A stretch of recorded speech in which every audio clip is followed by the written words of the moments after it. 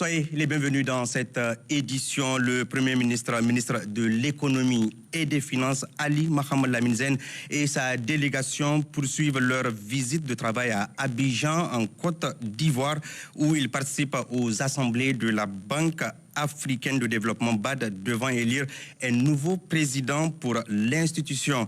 Et c'est cette occasion que certains internautes mal intentionnés ont choisi pour distiller sur les réseaux sociaux des informations infondées sur les raisons de la présence du Premier ministre dans la capitale économique ivoirienne. C'est un commentaire signé Abdoulaye Koulibaly. Depuis hier, des photos circulent sur les réseaux sociaux montrant le Premier ministre Ali Mohamed Lamine Zen, reçu par le président ivoirien Alassane Ouattara.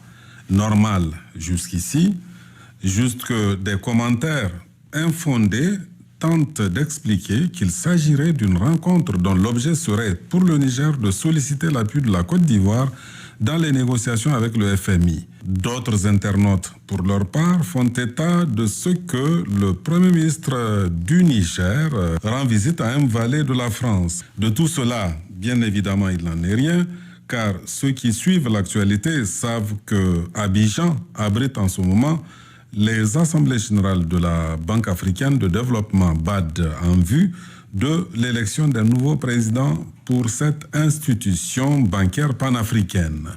Le Premier ministre y séjourne dans ce cadre précisément en sa qualité de chef de délégation, mais aussi de gouverneur pour le Niger. Et s'il a été reçu par le président ivoirien, hôte de ses assises, c'est encore à ce titre.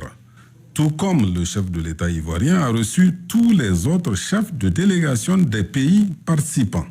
Le Niger, qui conduit jusqu'ici avec succès ses négociations avec les institutions de Bretton Woods, n'a jamais sollicité le concours de la Côte d'Ivoire, ni d'ailleurs d'un autre pays. Le 6 mai dernier encore, une forte délégation du FMI, conduite par un haut responsable du département Afrique de l'institution, se trouvait à Niamey. Ce dernier avait alors déclaré que le Niger pouvait toujours compter sur le FMI, car de l'avis même du FMI, leurs relations sont excellentes. À vrai dire, fort d'une résilience remarquable et d'une croissance robuste de 6,6% attendue en 2025, malgré les défis, le Niger continue de faire des envieux.